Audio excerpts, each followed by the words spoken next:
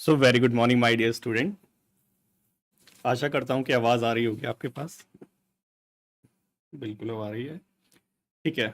आज हमारी है क्लास सेवन्थ और क्लास सेवन को स्टार्ट करने से पहले good evening everyone. Class seventh को स्टार्ट करने से पहले यहाँ पे मैं कुछ जो हमारे चहेते बच्चे हैं, क्योंकि आप सभी ने प्यार इतना दिया है, इतने प्यारे प्यारे मैसेज करते थे, इमोशनल मैसेज करते हैं, तो थोड़ा मैं सोचा उसको डिस्कस कर लेते हैं। फिर आज का लेक्चर जो है बहुत अच्छे से स्टार्ट करेंगे, लॉन्ग आंसर वाला। तो ये कुछ मैसेजेस हैं जो हमारी यूट्यूब वीडियो के ऊपर जो है बच्चे कमेंट करते हैं। इसको थोड़ा सा देखते हैं।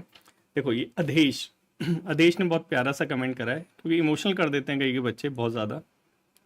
अधेश ने कमेंट करा कि sir thank you so much sir, I had no idea कि भाई डिस्क्रिप्टिव लिखते कैसे हैं, और मेरी तरह ही काफ़ी सारे जो लोग हैं जिनको नहीं पता उनको एक अच्छा रास्ता आप दिखा रहे हैं, ऐसे करके कुछ अधेश ने बोला है। Thank you so much Adhesh आपके प्यार के लिए। वैसे ही ये C S creation, I don't know कौन है ये सी एस क्रिएशन, उन्होंने भी ऐसे ही कुछ बोला है कि सर मैंने रजिस्टर बना लिया है और जैसे जैसे आप होमवर्क देते हैं वैसे वैसे मैं होमवर्क करता रहता हूँ।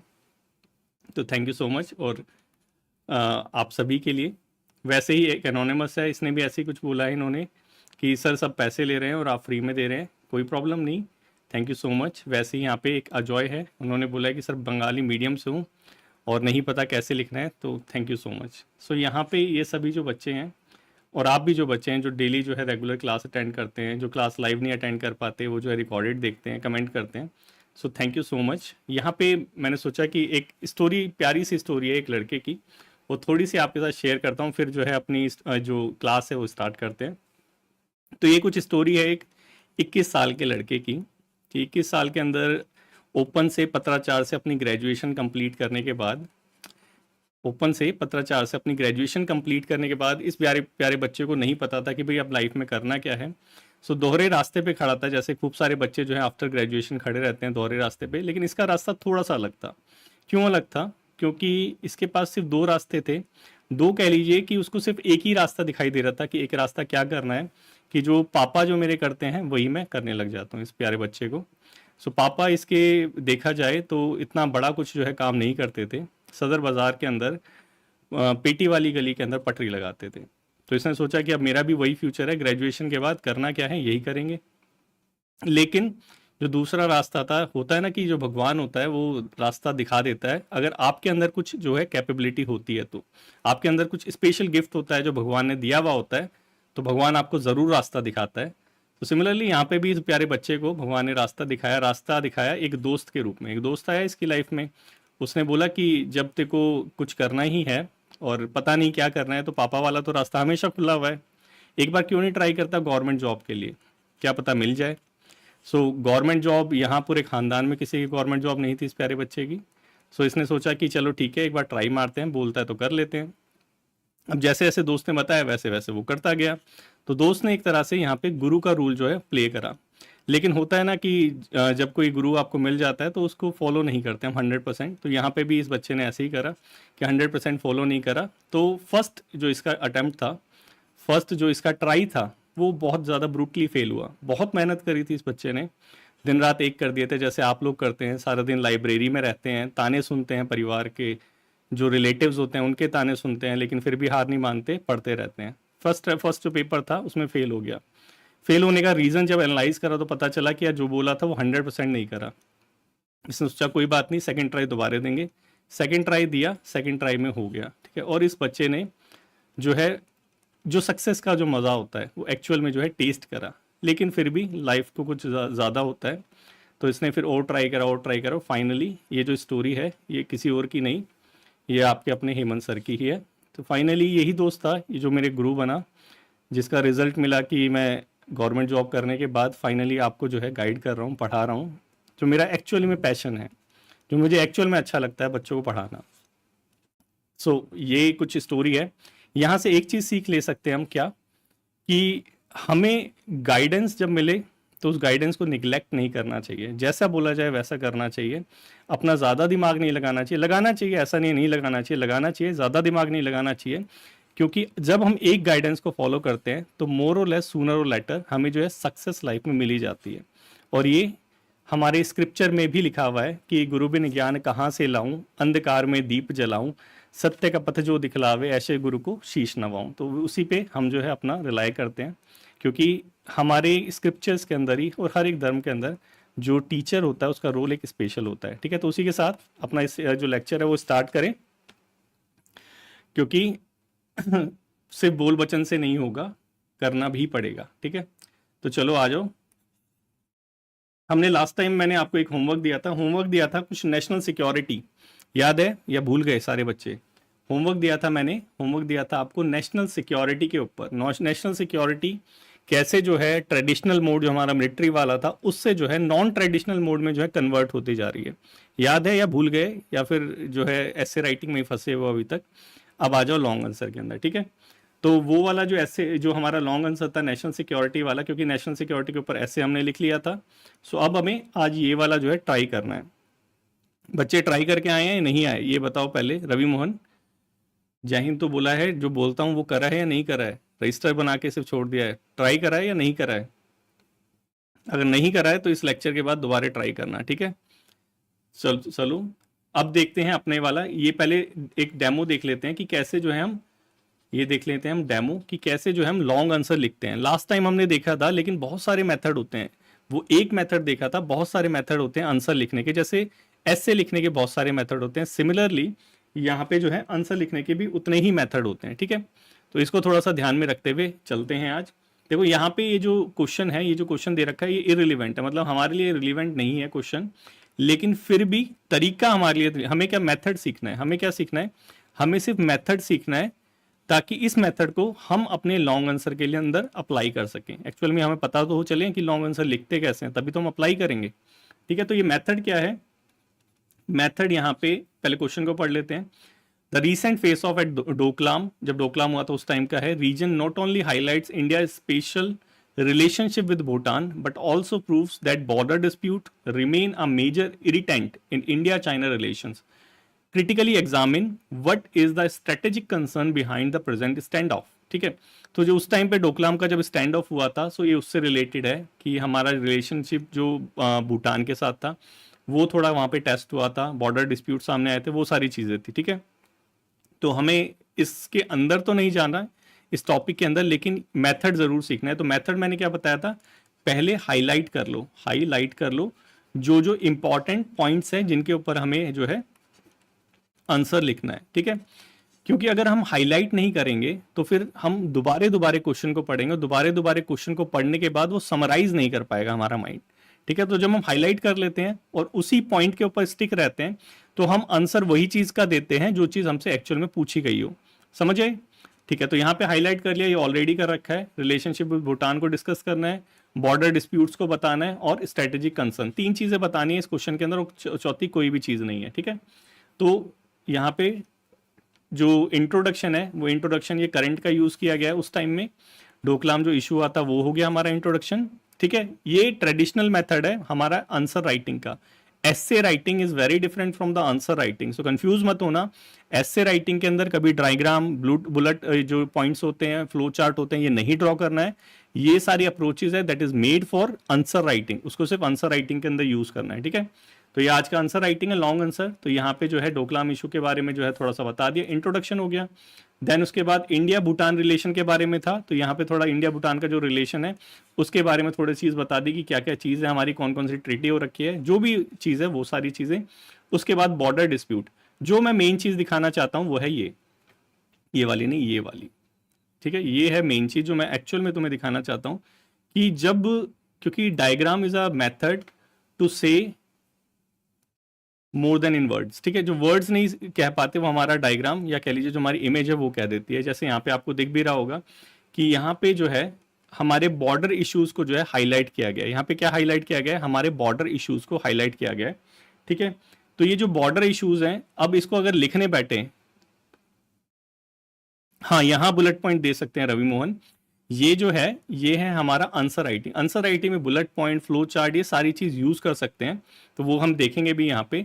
अब देखो यहाँ पे डायग्राम भी ड्रॉ किया गया है, तो डायग्राम की अपनी एक स्ट्रेटेजिक इंपॉर्टेंस है, क्योंकि ये जो है डायग्राम ये मोर देन वर्ड्स कह जाता है कुछ। ठीक है, लेट्स से अगर तुम इसी चीज को डिफाइन करने लगो, ये अक्साई चीन वाला जो हमारा बॉर्डर डिस्प्यूट है एक्चुअल में चाइना के साथ, ये अक्साई चीन वाला area, western sector, middle sector, ये डोकलाम प्लेट्यू जहाँ पे एक्चुअल में इशू आता है, ईस्टर्न सेक्टर, इसके अगर बारे में अगर लिखने बैठे हम तो आधे से ज़्यादा पेज भर जाएगा, ठीक है। लेकिन और आधे से आधे पेज में टाइम भी लगेगा, लेकिन हमारे पास यहाँ पे टाइम की शॉर्टेज है और हमें बताना ज़्यादा है, ऐसे जो स्पेशली आंसर राइटिंग के अंदर होता है, ठीक है। तो बेस्ट मेथड है यहाँ पे डायग्राम ड्रॉ कर दो, तो सिंपली यहाँ पे भी डायग्राम ड्रॉ कर रखा है, मतलब ये एक वैलिड अप्रोच है। इसका कहने का क्या मतलब है, ये जो है diagram drawing in a long answer is a valid approach जो हम यूज कर सकते हैं अपने आंसर राइटिंग के अंदर। फिर उसके बाद जो भी इशू रहा होगा वो यहाँ पे डिस्कस किया गया है, एंड देन उसके बाद एक यहाँ पे डायग्राम और ड्रॉ कर दिया है, ये वाला, क्योंकि जब टाइम कम होता है और बताना ज़्यादा होता है तो इन शॉर्ट यही रास्ता हमारे पास रहता है कि हमें ये भी पता है तो ये भी देख लो, ठीक है।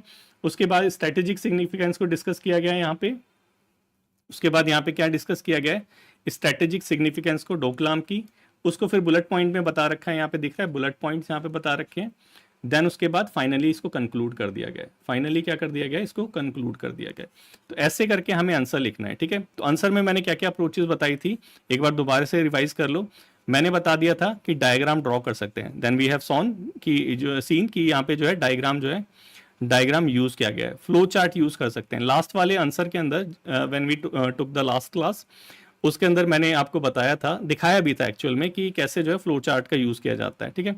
फिर बुलेट पॉइंट तो हर जगह यहाँ पे यूज कर रखे हैं, ये हो गए बुलेट पॉइंट ही हो गए एक तरह से, ठीक है। और कोई और डायग्राम जो है, डायग्राम जैसे ऐसे करके पोक डायग्राम, हब एंड स्पोक वाला, वैसे करके डायग्राम भी हम यूज कर सकते हैं, ठीक है। तो ये सारी चीजें हम आंसर राइटिंग के अंदर यूज करते हैं, आंसर राइटिंग के अंदर यूज कर सकते हैं, समझ आ गया। अब देखते हैं हमारे वाला, अब देखते हैं हमारे वाला। आई होप कि जो मेरे प्यारे बच्चे हैं थोड़ा तो मेहनत करके आए होंगे, रजिस्टर बना लिया है, रजिस्टर के अंदर कुछ लिखा भी होगा, ठीक है। तो लॉन्ग आंसर मैंने क्या दिया था, लॉन्ग आंसर मैंने दिया था ये वाला, examine the concept of national security, ठीक है। एग्जामिन 106 कॉन्स्टिट्यूशन, अच्छा वो रवि मोहन, वो जो मैंने डिस्कस करा था वो लास्ट क्लास का था, वो इस क्लास का नहीं था। ये देखो अब टेलीग्राम ग्रुप देखना, मैंने आज सुबह ही दिया था कि आज जो है आज का होमवर्क ये है, जो हमारा ये लॉन्ग आंसर है ये वाला। वो जो 106 कॉन्स्टिट्यूशन अमेंडमेंट वाला था वो तो हम शायद अपनी थर्ड क्लास में डिस्कस कर चुके हैं, ठीक है। तो ये वाला मैंने दिया था आज सुबह, ठीक है, ये करना था आपको। तो ये था examine the concept of national security. तो बेसिकली सबसे पहले हमें इंट्रोडक्शन कहाँ से स्टार्ट करना है, ये खुद ही बता रहा है कि भाई नेशनल सिक्योरिटी से स्टार्ट करो, ठीक है। Then discuss how its scope has evolve, क्योंकि ये जो नेशनल सिक्योरिटी का स्कोप है हमने लेक्चर के अंदर भी देखा था कि ये इवॉल्व हो रहा है, कैसे जो है पहले ट्रेडिशनल जो अप्रोच थी मिलिट्री सेंट्रिक अप्रोच, ये जो है अब नॉन ट्रेडिशनल डायमेंशन की तरफ मूव ऑन कर रही है इस 21st सेंचुरी के अंदर, ठीक है। तो हमारे पास यहाँ पे बेसिकली हमें जिस चीज़ों पे डिस्कस करना है वो है यहाँ पे एक दो concept of national security, then हमारा जो मिलिट्री सेंट्रिक जो हम ट्रेडिशनल अप्रोच है वो कैसे ये जो है शिफ्ट हो रही है नॉन ट्रेडिशनल डायमेंशन की तरफ, देन उसको कंक्लूड कर देना है। समझ आया, सिर्फ इतना सिंपली जो है हमें यहाँ पे अपना आंसर राइटिंग करना है, लॉन्ग आंसर, ठीक है, लॉन्ग आंसर, ठीक है। ये पीछे आ गया शायद मेरे, इधर लिख देता हूँ, लॉन्ग आंसर, ठीक है। तो जो एक कह लीजिए एक आइडल आंसर होगा, एक जो मॉडल आंसर होगा वो क्या चीज़ फॉलो करेगा, वो फॉलो करेगा यहाँ पे कि सबसे पहले इंट्रोडक्शन के अंदर नेशनल सिक्योरिटी से रिलेटेड कुछ होगा, चाहे वो करंट न्यूज़ से रिलेटेड हो वो भी हो सकता है, चाहे वो डेफिनेशन हो वो भी हो सकता है, ईटीसी कुछ भी हो सकता है, लेकिन वहाँ पे नेशनल सिक्योरिटी को डिफाइन ज़रूर करना है, ये चीज़ हो गई। दूसरा जो पॉइंट होगा यहाँ पे क्लियरली उस एस्से के अंदर जो एक अच्छा एस्से होगा उसमें क्या होगा कि ट्रेडिशनल मिलिट्री अप्रोच के बारे में बता रखा होगा, प्रॉब्लम क्या क्या हो रखी है वो सारी चीज़ बता रखी होगी, और फिर नॉन ट्रेडिशनल डायमेंशन, ये तीन चीज़ बता रखी होगी, ठीक है। समझ आया रवि मोहन, सिर्फ रवि मोहन आया, वहाँ पे इतने प्रत्युष आता था वो सारे बच्चे नहीं आए आज, चलो ठीक है, सैटरडे बना रहे होंगे, कोई बात नहीं, ठीक है। पढ़ना सीखो, कंसिस्टेंट रहना सीखो, ठीक है। ये होगी पहली चीज़। अब चलते हैं, अब मैच करते हैं कि एक्चुअल में जो है हमने कैसे करना चाहिए था, ठीक है। अब यहाँ पे क्योंकि मेरे को भी जो है, क्योंकि मैं भी जो है आपकी तरह लिख के देखता हूँ, क्योंकि जब तक आपके शूज़ के अंदर मैं अपने पैर नहीं डालूंगा तो मुझे पता नहीं चलेगा कि आपका पेन क्या है, ठीक है। तो मैं भी लिख के देखता हूँ, तो मैंने जो है एक पेज पे लिख के देखा, क्योंकि इसके ऊपर लिखना थोड़ा सा टफ रहता है, ठीक है, क्योंकि वो सारी चीज़ें जो पेज पे हम कर सकते हैं वो ये जो हमारा क्या कहते हैं इसे, ये पेन टैब, इसके अंदर थोड़ा सा टफ रहता है, ठीक है। तो मैंने भी पेज पे लिखा है, तो थोड़ा सा देख लेते हैं कैसे कैसे क्या क्या चीज़ें। देखो यही क्वेश्चन था मैंने जो दिया था आपको, यही क्वेश्चन था ना, ठीक है। Examine the concept of national security, तो मेरे को नेशनल सिक्योरिटी के बारे में डिस्कस करना है। जब मैंने लिखा, और मैंने भी जो है इसको लिखा, ज़्यादा से ज़्यादा मैंने 10 या 11 मिनट लिए होंगे, इससे ज़्यादा मैंने मिनट नहीं लिए। 10-11 मिनट में हम एक 2 पेज का आंसर अच्छे से लिख सकते हैं, ठीक है। वो दिख जाएगा आपको कि बहुत स्टार्टिंग में तो जो है बहुत लाइनें लाइनें लिख रहा हूँ, लेकिन बाद में जब टाइम बच नहीं रहा है तो मैं उसको एकदम से ख़त्म कर रहा हूँ कि जो है अपने जो चीज़ें मैं बताना चाहता हूँ वो बता के अपना ख़त्म करो इसको, ठीक है। तो examine the concept of national security, सबसे पहले नेशनल सिक्योरिटी को डिस्कस करना है, एंड देन डिस्कस कैसे ये इवॉल्व हो रहा है ट्रेडिशनल से नॉन ट्रेडिशनल की तरफ, ठीक है। ये 2 चीज़ें जो हैं, ये 3 चीज़ें जो है मेनली हमारे आंसर के अंदर होनी ही चाहिए, तभी हमें नंबर मिलेंगे। तो चलो स्टार्ट करते हैं। आंसर मैंने दिया इंट्रोडक्शन से, ठीक है। नेशनल सिक्योरिटी मींस, जैसे हमने अपने लेक्चर के अंदर डिस्कस करा था, every citizens life and property save करना, उसे हम कहते हैं national security. It also protects the countries sovereignty, borders and political freedom. तो ये है हमारी नेशनल सिक्योरिटी, ये है मेरी अंडरस्टैंडिंग नेशनल सिक्योरिटी के साथ। अगर आपको आपकी अंडरस्टैंडिंग थोड़ी सी और लगती है कि भाई इससे भी ज़्यादा लिखना चाहिए, देन यू कैन गो, ठीक है। यहाँ पे कोई जो है रिजिड जो है अप्रोच को फॉलो नहीं करना, यहाँ पे एकदम फ्लेक्सिबल रहना है, जैसे आपको लगता है आपको वैसे लिखना है, ठीक है। देन बस जो कंसर्न है वो क्या, कि अपनी लैंग्वेज एंड देन ग्रामर, ठीक है, इन दोनों का थोड़ा सा ध्यान रखना, ठीक है। क्योंकि कहीं अगर लैंग्वेज गलत होगी, ग्रामर गलत होगी, तो आप जो है पॉइंट दे रहे हो उसके बाद भी नंबर नहीं मिलेंगे, ठीक है। फिर मुझे आके बोलना मत सर जैसे आपने बोला था मैंने वैसे करा और जो है मेरा हुआ नहीं, गंदे नंबर दे दिए, ठीक है। तो यहाँ पे लैंग्वेज ग्रामर दोनों पे जो है फोकस करना है।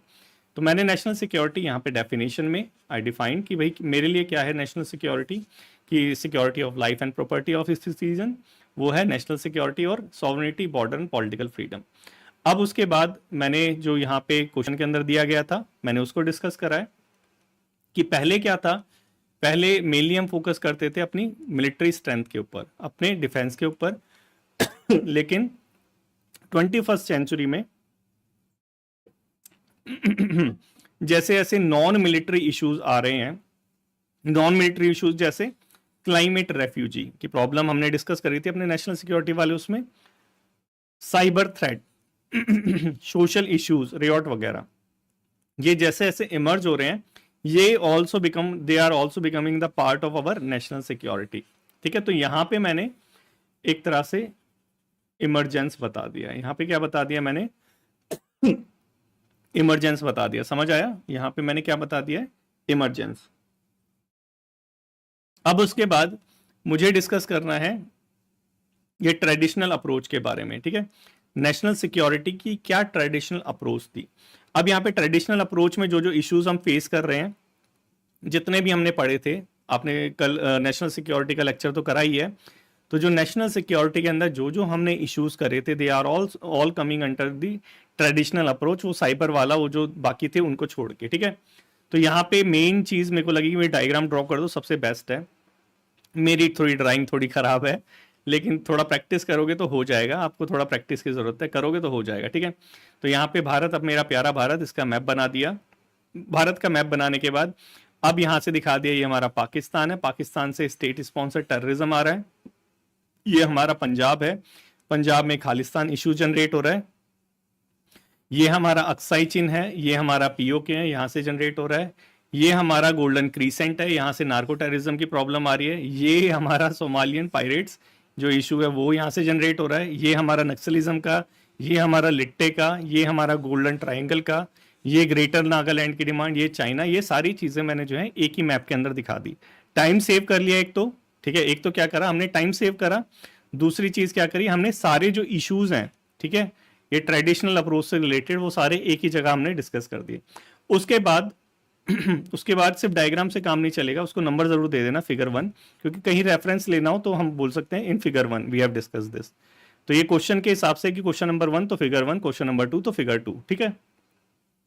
अब क्रॉस बॉर्डर अप्रोच की बात करें तो यहाँ पे क्रॉस बॉर्डर टेररिज्म हम फेस करते हैं। एग्जाम्पल हमने पहलगाम अटैक दे दिया, ठीक है, ये तो हम दे सकते हैं, उरी अटैक, पहलगाम अटैक और बहुत सारे अटैक जो हमें याद है। उसके बाद प्रॉब्लम ऑफ नार्को टेररिज्म, ठीक है, गोल्डन क्रिसेंट और गोल्डन ट्राइंगल। एग्जाम्पल के लिए अगर कुछ भी याद आ रहा हो, जैसे कि अरेस्ट वगैरह करा था, शायद हमने डिस्कस करा था, मुझे याद नहीं आया तो मैंने नहीं लिखा।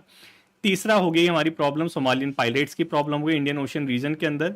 वो हो गया। चौथा हो गया हमारा ट्रेडिशनल सक्सेशनिस्ट मूवमेंट, हमें देखने को मिलता है, खालिस्तान की डिमांड, ग्रेटर नागालैंड की डिमांड। और फिफ्थ व मेजर है हमारा मेजर प्रॉब्लम ऑफ नक्सलिज्म, जो मैंने फिगर 1 में दिखा रखा है, ठीक है, रेड कॉरिडोर।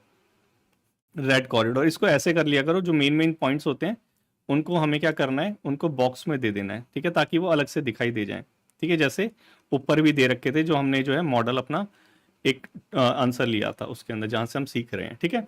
तो ये हो गया हमारा रेड कॉरिडोर वाला ये एरिया।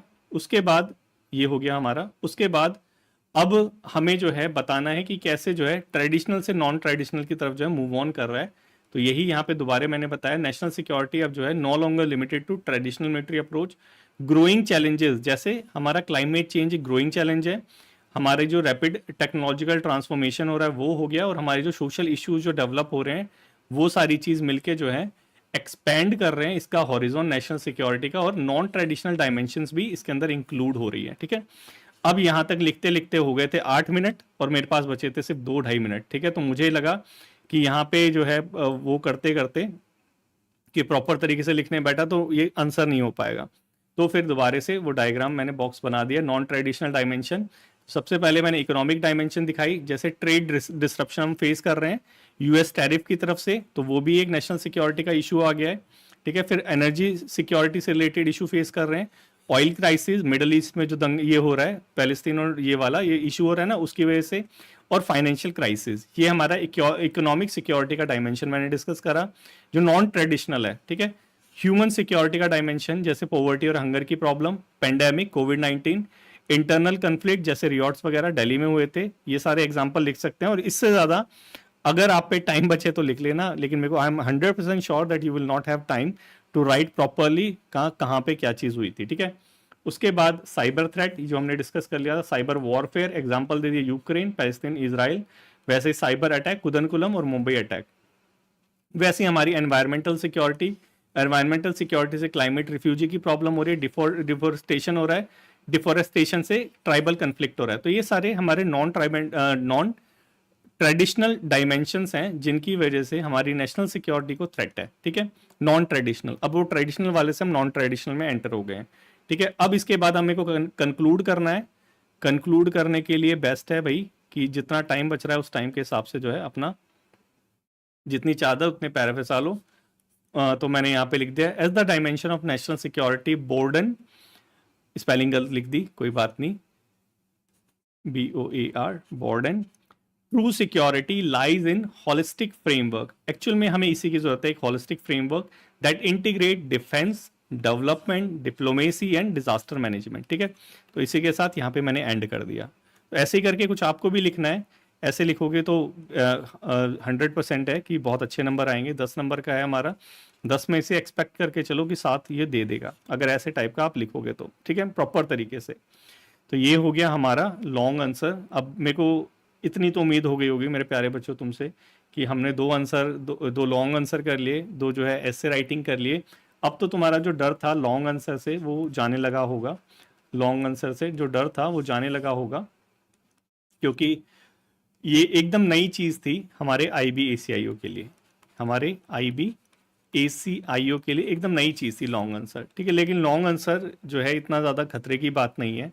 हमारी जो कोर नॉलेज है, मैं हमेशा बोलता हूँ कि एक चीज़ पे ज़रूर ध्यान देना, क्योंकि अगर आपको लिखना भी आता है, आपकी राइटिंग अच्छी है, आपके स्किल्स अच्छे हैं, लेकिन अगर ये जो कोर अंडरस्टैंडिंग है, ये जो कोर अंडरस्टैंडिंग है, अगर ये लैक करती है तो प्रॉब्लम हो सकती है, क्योंकि ये कोर अंडरस्टैंडिंग एक मेजर पॉइंट है, मेजर पॉइंट है विनिंग का, किसके अंदर, लॉन्ग आंसर के लिए, लॉस एंजलिस नहीं, लॉन्ग आंसर, ठीक है।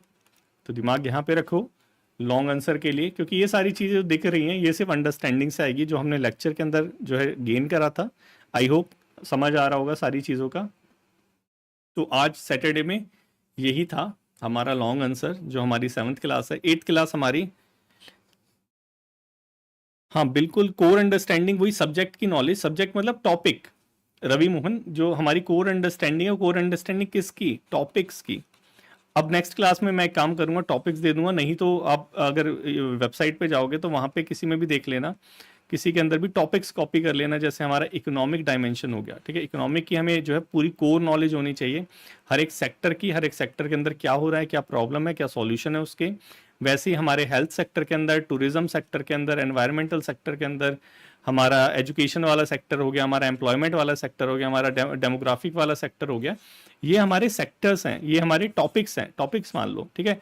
इन टॉपिक्स की आपको जो है कोर अंडरस्टैंडिंग होनी चाहिए कि भाई यहाँ पे हो क्या रहा है।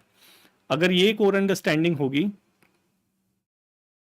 हाँ बिल्कुल रवि मोहन, ये मैं एक चीज़ नेक्स्ट क्लास में इसको प्रोवाइड कराता हूँ कि तुम्हें जो है एटलीस्ट जो है 10 से 15 जो है टॉपिक बता देता हूँ, जो कोर टॉपिक जिनके ऊपर आपको प्रिपेयर करना है। नहीं तो मैं एक चीज़ और करता हूँ कि अपनी वेबसाइट पे एक जो है आपके लिए एक फ्री कोर्स प्रोवाइड कराता हूँ, जिसके अंदर कुछ बेसिक टॉपिक्स पे, सारे पे तो मैं नहीं प्रोवाइड करा पाऊंगा, लेकिन कुछ बेसिक टॉपिक्स पे आपको कोर अंडरस्टैंडिंग प्रोवाइड करा दूं ताकि आपका जो काम है चल जाए, ठीक है। तो ये चीज़ हम करेंगे, जैसे हमने नेशनल सिक्योरिटी पे करा था, वैसे ही जो हमारे 5-6 कोर टॉपिक्स होंगे उसके ऊपर आपको जो है एक फ्री में मैं जो है कोर्स प्रोवाइड करा दूंगा, ठीक है। लेकिन ये चीज़ ज़रूर कर लेना कि जो हमारा करंट है उसको ज़रूर रिलेट कर लेना। जब करंट को रिलेट कर लोगे तो सारी चीज़ें ऑटोमेटिकली आसान हो जाएगी, ठीक है। सो आज के लेक्चर में इतना ही था। अब सैटरडे है, इंजॉय करो, अब संडे को छुट्टी, और मंडे से हम जो है फिर दोबारा चालू करेंगे। हमारा क्लास हमारी 8th होगी, क्लास हमारी 8th होगी। 8th क्लास में हम क्या करेंगे, हम करेंगे वही जो हमारा रह गया, कॉम्प्रहेंशन, कॉम्प्रीहेंशन, ठीक है। कॉम्प्रीहेंशन के लिए एक बुकलेट है मेरी, मैं तुम्हें दे देता हूँ PDF उसकी, तुम्हारे ग्रुप के अंदर शेयर कर दूंगा PDF, उसको डाउनलोड कर लेना और उससे हम प्रैक्टिस करेंगे, ठीक है। उसी बुकलेट के हिसाब से हम आगे आगे चलते रहेंगे, ठीक है। तो यही था आज के लेक्चर के अंदर।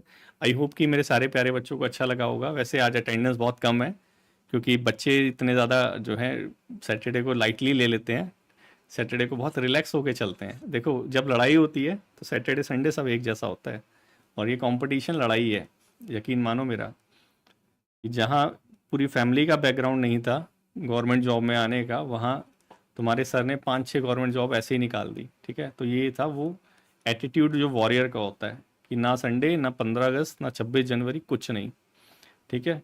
जब तक एग्ज़ाम है तब तक एग्ज़ाम है। चलो ठीक है। अच्छा एग्ज़ाम भी चल रहे हैं बैंकिंग का, ठीक है ठीक है, तो कोई प्रॉब्लम नहीं है। एग्ज़ाम चल रहे हैं तो कोई प्रॉब्लम नहीं है, नहीं कि सैटरडे को मैंने देखा है, क्योंकि जब मैं क्लासेस भी लेता हूँ सैटरडे को, तो सैटरडे को बच्चे बहुत गोली मार जाते हैं, उनको लगता है सैटरडे है तो इन्जॉय करो, रिकॉर्डिंग तो मिल ही रही है, बाद में देख लेंगे। तो ऐसा नहीं करना चाहिए, लेकिन चलो कोई बात नहीं, तुम बच्चों के लिए थोड़े सा रिलैक्स है, ठीक है। चलो ठीक है, आज के लिए इतना ही है। अब ये कॉम्प्रहेंशन पे करेंगे हम, ठीक है। इसकी इसकी बुकलेट मैं कल प्रोवाइड करा दूंगा, थोड़ा सा कल मेरे को काम वाम है, लेकिन मैं इसकी बुकलेट कॉम्प्रहेंशन की प्रोवाइड करा दूंगा ताकि हम जो है अपनी कॉम्प्रहेंशन की प्रैक्टिस एकदम जो है प्रॉपर वे में करते रहें, ठीक है। चलो ठीक है, take care everyone, goodbye, good night.